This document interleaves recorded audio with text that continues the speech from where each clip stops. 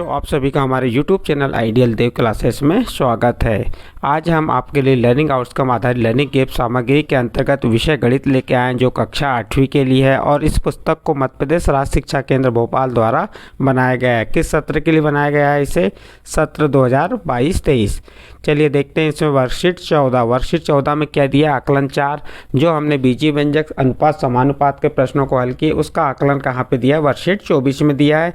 उसका प्रश्न क्रमांक 1 क्या दिया है? निम्नलिखित प्रश्नों को हल कीजिए। इसका पहला प्रश्न देखिए। पहला प्रश्न क्या दिया है? 3x धन 11 धन 8z और 7x ऋण 5 को जोड़िए। हमको इसको क्या करना है? जोड़ना है। देखिए 3x धन 11 धन 8z लिख दिए हमने, फिर बीच में धन का चिन्ह लगा दिए, फिर क्या लिख दिए अगले कोष्टक में? 7x ऋण 5। फिर क्या करना है? आप समान पद वालों को जमा लीजिए। 3x और 7x एक साथ कर लीजिए, तो ये लिख दिया हमने 3x धन 7x।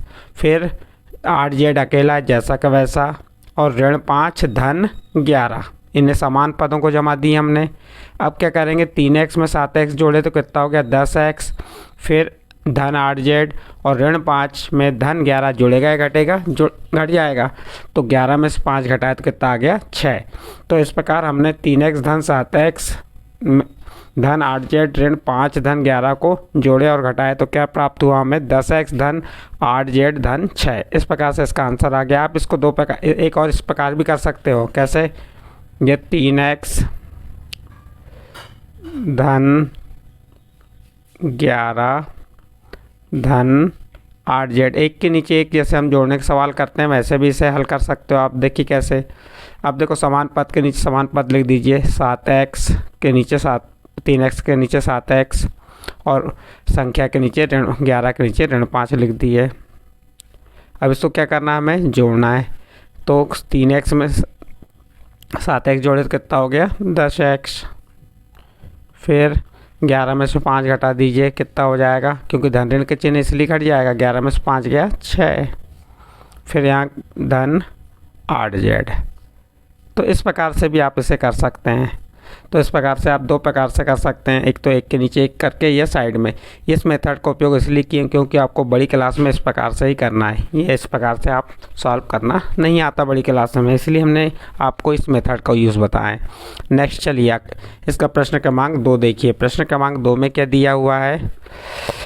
3ab ऋण 2a का वर्ग ऋण 2b वर्ग में से 5a वर्ग धन 7ab धन 5b का वर्ग को घटाना है। तो हम क्या करेंगे? पहले एक कोष्टक में 3ab ऋण 2a का वर्ग ऋण 2b का वर्ग लिख दिए, फिर बीच में ऋण का चिन्ह लगा दिए ये। फिर क्या लिख दिए? अगले कोष्टक में 5a का वर्ग धन 7ab धन 5b का वर्ग, ये लिख दिए। तो दोनों कोष्टक में लिख दिए। अब कोष्टक को हटा दिए, तो ये जो पहला कोष्टक के जो संख्या है वो जैसी की वैसी आ जाएंगी, ये 2b वर्ग तक। फिर दूसरे कोष्टक को हल करने के लिए हमको ऋण का अंदर गुणा करना पड़ेगा। जो अंदर के चिन्ह है वो बदल जाएंगे। जैसे धन है तो ऋण है में हो जाएगा, और ऋण धन में। तो ऋण का गुणा हमने धन 5a वर्ग की तो ऋण 5a वर्ग, ऋण का गुणा धन 7ab में किए तो ऋण 7ab, और ऋण का गुणा धन 5b वर्ग में किए तो ऋण 5b का वर्ग। अब इसके बाद ये कोष्टक हट गया। नेक्स्ट स्टेप आपका क्या आ जाएगा? इसमें समान पद जमा देंगे। जैसे पहले हमने क्या ले लिए? ऋण 2a वर्ग, तो इसके साथ a वर्ग वाले ले लेंगे, तो ऋण 5a का वर्ग, ये वाली संख्या हो गई। फिर धन 3ab लिए तो ab वाली देखिए, तो ऋण 7ab आ जाएगा, इसके साथ ये आ गया। फिर ऋण 2b का वर्ग और ऋण 5b वर्ग। अब ये क्या हो जाएंगे? जो जोड़ते हैं उन्हें जोड़ दीजिए, जो घटते हैं उन्हें घटा दीजिए चिन्हों के आधार पे। यहाँ समान चिन्ह है, ऋण 2a वर्ग ऋण 5a वर्ग, तो क्या हो जाएगा? ऋण 7a वर्ग जुड़ जाएगा, क्योंकि समान चिन्ह है। समान चिन्ह है तो चिन्ह वही आता है जो चिन्ह दिया है, तो ऋण 7a वर्ग हो गया। फिर देखिए यहाँ पे धन 3ab ऋण 7ab, ये जुड़ेगी या घटेगी? ये घट जाएगी, क्योंकि बड़ी धन ऋण का चिन्ह है, और घटेगी तो बड़ी संख्या के साथ जो चिन्ह रहता है वही चिन्ह आ जाएगा। बड़ी संख्या के साथ ऋण का चिन्ह तो ऋण आ गया, और 7ab में से 3ab घटाया तो क्या हो गया? ऋण 4ab। फिर नेक्स्ट अगला देखिए, यहाँ पे ऋण 2b वर्ग ऋण 5b वर्ग है, तो यहाँ समान चिन्ह है तो क्या हो जाएगा? जुड़ जाएगा, तो ऋण 7b का वर्ग आ जाएगा, और चिन्ह ऋण का इसलिए ऋण आया। इस प्रकार से आंसर आ गया। इसको आप इस प्रकार से भी कर सकते हैं, एक के नीचे एक लिख के। जैसे यहाँ लिखे देंगे आप 3ab, ये लिख दिए 3ab ऋण 2a का वर्ग ऋण 2b का वर्ग। इसको इस प्रकार से लिख के हल कर सकते हैं आप, ये वर्ग ध्यान दीजिएगा। तो आप इसको इस प्रकार से कर सकते हैं। अब इसके नीचे किसे घटाना है, में से किसको घटाना है वो लिख देंगे आप। किसे घटाना है, 5a का वर्ग, तो 5a का वर्ग वर्ग के नीचे आ जाएगा, तो धन 5a का वर्ग इसके नीचे आ गया, ये 5a का वर्ग। उसके बाद धन 7ab, तो धन 7ab इसके नीचे आ जाएगा, किसके नीचे आ जाएगा, ab के नीचे, धन 7ab, और ये 5 के साथ धन का चिन्ह था या धन आ गया। उसके बाद क्या करेंगे, ऋण 2ab के नीचे धन 5b वर्ग, 2b वर्ग के नीचे क्या आ जाएगा, 5b, एक के नीचे एक लिखे इस प्रकार से। और हमने इस प्रकार से इसलिए लिखे कि समान पद वाले एक के नीचे एक आते हैं। अब देखिए यहाँ पे घटेगा तो क्या हो जाएगा, ऋण हो जाएगा, क्या हो जाएगा, ऋण हो जाएगा। फिर ये धन का क्या हो जाएगा, ऋण, इस धन का भी क्या हो जाएगा, ऋण। घटाने में चिन्ह परिवर्तित हो जाते हैं, हमने यहाँ बताए थे आपको। अब 3ab में से 7ab घटाएंगे तो क्या आ जाएगा, ऋण 4ab। फिर ऋण 2a वर्ग में ऋण 5a वर्ग जुड़ जाएगा, समान चिन्ह तो क्या हो जाएगा, 7a का वर्ग। फिर ये ऋण 2b वर्ग में ऋण 5 तो ऋण 7b का वर्ग। ये आंसर आ गया इसका। आप इसको इस प्रकार से कर सकते हैं। आपको यहाँ पे अंतर थोड़ा लग रहा होगा, देखिए पहले ये हमारा ऋण 7a वर्ग आया है, यहाँ पे बीच में आया, इससे कोई अंतर नहीं है, ऋण 4ab ऋण 4ab ऋण 7b का वर्ग। तो इस प्रकार से इसे भी हल कर सकते हैं। नेक्स्ट अगला प्रश्न देखते हैं, प्रश्न नंबर 3। प्रश्न नंबर 3 में क्या दिया है, ध्यान दीजिए। इसमें ऋण 3x की घात 3 y का वर्ग धन 2x का वर्ग y की घात 3 और ऋण 3x का वर्ग y की घात 3 ऋण 5y की घात 4 के योग को, इन दोनों को क्या करना है, योग करना है, जोड़ना है। और इसके योग को जो आपकी x की घात 4 x की घात 3 y का वर्ग धन x का वर्ग y की घात 3 धन y की घात 4 में से घटा देंगे। इन दोनों को जोड़ेंगे और इसमें से क्या करेंगे, घटा देंगे। तो सबसे पहले हम इनको जोड़ देते हैं, हम एक के नीचे एक करके ही बता रहे हैं, यहाँ पे जगह कम है। तो अब क्या करेंगे हम, देखिए पहले हमने लिख दिए ऋण 3x की घात 3 y का वर्ग धन 2x वर्ग y की घात 3 लिख दिए, ये वाला स्टेप लिख दिए। फिर इसके नीचे इसी को लिख दीजिए, तो समान पद के नीचे आना चाहिए। तो यहाँ पे क्या है, ऋण 3x वर्ग y की घात 3 है, तो उसी के नीचे x वर्ग y की घात 3 के नीचे ही आएगा, तो ये आ गया। इस प्रकार से लिख दी हमने। अब इसको जोड़ेंगे तो ये इसके साथ कोई नहीं जोड़ेगा, जैसा का वैसा आ गया। अब धन 2x का वर्ग y घात 3 में ऋण 3x वर्ग y घात 3 जुड़ेगा या घटेगा, घट जाएगा, क्योंकि धन ऋण के चिन्ह है।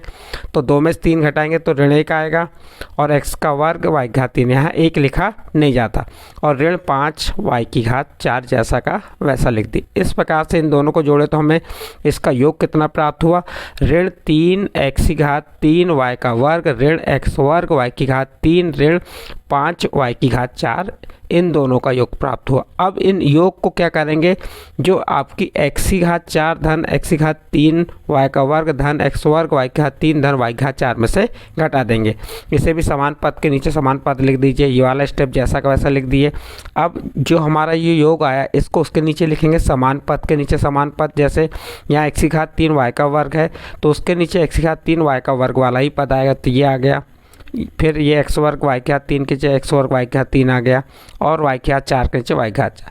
अब ये क्या करेंगे, इसको हम घटाएंगे। घटाने में चिन्ह क्या होते हैं, परिवर्तित हो जाते हैं। जैसे यहाँ पे ऋण का चिन्ह है तो क्या हो गया धन, ये ऋण है तो क्या हो गया धन, ये ऋण है तो धन। अब x की घात 4 अकेला है, इसके तो जैसा का वैसा आ जाएगा। यहाँ 1 में 3 जोड़े तो 4, 1 यहाँ x की घात 3 y का वर्ग में धन 3x की घात 3 y के वर्ग को जोड़े तो क्या आ गया 4x की घात 3 y का वर्ग, क्योंकि 1 में 3 जोड़े तो क्या हो गया 4। इसी प्रकार यहाँ पे भी 1 है, 1 में 1 जोड़े तो 2x वर्ग y की घात 3।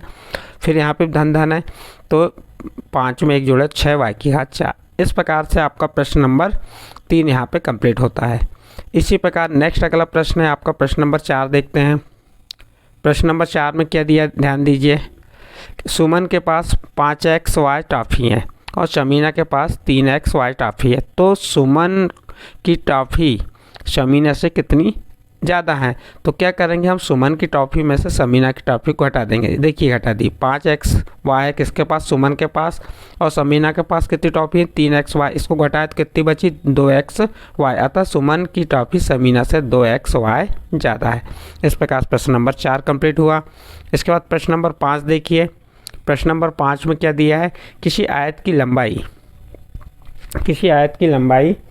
4x धन 5y और चौड़ाई 3x धन 2y है, तो आयत का परिमाप ज्ञात कीजिए। आपको आयत का परिमाप ज्ञात करना है, इसको सूत्र के द्वारा भी कर सकते हैं, या आयत का परिमाप इस प्रकार से भी निकाल सकते हैं, चारों भुजाओं का योग। इस प्रकार से जैसे आपकी लंबाई कितनी दे दिया है, 4x धन 5y, ये दी क्या दिया है इसकी लंबाई, और चौड़ाई कितनी दिया है, 3x धन 2y, ये क्या दिया इसकी चौड़ाई। अब हम क्या करेंगे, हमने यहाँ पे आपको सूत्र के माध्यम से बता दिए, लेकिन आप इसको हल करना है तो इन चारों भुजाओं का योग कर दीजिए। तो आमने सामने भुजाएं कैसी होती हैं, बराबर, तो हम 4 भुजाएं के योग से भी हल कर सकते हैं, या इसको ऐसा कर सकते हैं, आयत का परिमाप लंबाई दी है और चौड़ाई दी है। लंबाई कितनी है, 4x धन 5y, चौड़ाई कितनी है, 3x धन 2y। आयत का परिमाप का सूत्र क्या होता है, 2 गुणित कोष्ठक में लंबाई धन चौड़ाई। 2 लंबाई कितनी है, 4x धन 5y धन चौड़ाई कितनी, 3x धन 2y। ये 4x में 3x जोड़े तो कितना हो गया 7x, और 5y में 2y जोड़े तो कितना हो गया 7y, और 2 का अंदर गुणा कर देंगे, 2 का 7 में गुणा की 14x और 2 का 7y की तो 7 दूनी 14। यहाँ पे सॉरी हम लिखने में मिस हो गए, यहाँ पे क्या आ जाएगा 7 दूनी 14। तो इस प्रकार से क्या आ गया आपका 7 दूनी 14, 7 दूनी 14 XY, क्या आ गया आयत का परिमाप। यहाँ सुधार लेंगे आप। नेक्स्ट अगला देखिए, प्रश्न नंबर 6:90 बराबर 10:x का मान ज्ञात कीजिए। इसको लिख दीजिए, हल लिखे 6:90 बराबर 10:x। अनुपात का अर्थ होता है भागित में, 6/90 बराबर 10/x। तो x का किससे गुणा हो जाएगा, तिर्यक गुणा कर दीजिए। तो x का 6 से और 10 का 90 से, तो 6 गुणित x 10 गुणित 90। अब हम क्या करेंगे, यहाँ 6 से 90 काट देंगे, 6 कम 6, 6 कम 6 बच गया कितना, यहाँ पे 3, 6 पंचे 30, यानी 6 से 90 कितने बार कट गया, 15 बार। तो भैया 15 6 के 90 भी होता है। यहाँ क्या बचा, 15 गुणित 10, 15 का 10 में गुणा किया 150। एक्स का मान कितना आ गया 150। नेक्स्ट अगला प्रश्न देखते हैं, प्रश्न नंबर 7। प्रश्न नंबर 7 में कहा है एक कंप्यूटर, क्या कहा, एक कंप्यूटर प्रयोगशाला में 6 विद्यार्थियों के लिए 3 कंप्यूटर होने चाहिए। ज्ञात कीजिए कि 24 विद्यार्थियों के लिए कितने कंप्यूटर की आवश्यकता होगी। तो यहाँ पे विद्यार्थी अनुपात कंप्यूटर हुआ, और यहाँ पे क्या हो जाएगा, विद्यार्थी अनुपात कंप्यूटर। तो हम मान लेंगे, मानना कंप्यूटर की आवश्यकता है कितने x, तो विद्यार्थी का अनुपात क्या होगा 6:3, फिर क्या हो जाएगा 24:x। तो पहले किसका आएगा, विद्यार्थियों का। देखिए ये x है और 24 है, और ये कंप्यूटर 3 और हमने माने x, ये 6/3 और ये हो जाएगा 24/x। इधर पक्षांतर कर दीजिए, तो x का 6 में गुणा की 6x, 24 गुणित 3, 6 से 24 4 बार कटा, 4 तिया 12। तो इस प्रकार x का मान कितना आ गया 12। अतः कंप्यूटर की आवश्यकता कितनी होगी, 12 कंप्यूटर की आवश्यकता होगी। कितने विद्यार्थियों के लिए, 24 विद्यार्थियों के लिए। इस प्रकार से प्रश्न नंबर 7 कंप्लीट होता है। नेक्स्ट अगला प्रश्न देखते हैं, प्रश्न नंबर 8।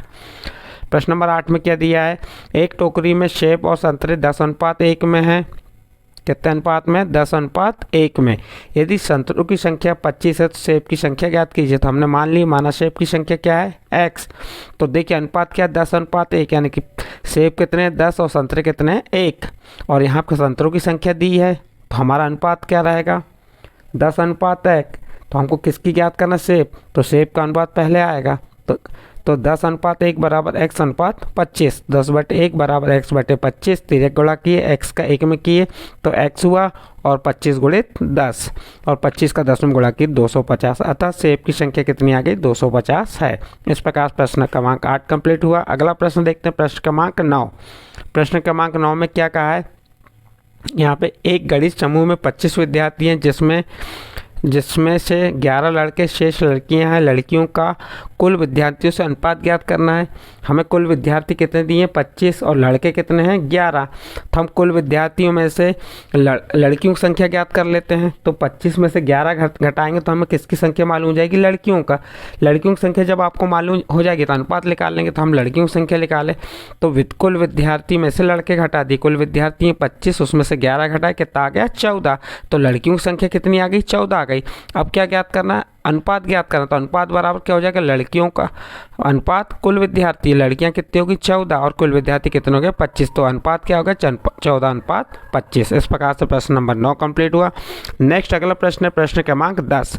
प्रश्न क्रमांक 10 में क्या कहा है, एक कार 12 लीटर पेट्रोल में 180 किलोमीटर दूरी तय करती है तो 90 किलोमीटर की दूरी तय करने में कितना पेट्रोल लगेगा। तो हम यहाँ झपकी से कर देते हैं, इसको अनुपात से भी कर सकते थे हम कि 12:180 बराबर x अनुपात 90। हम अनुपात से भी कर सकते हैं, झपकी से भी।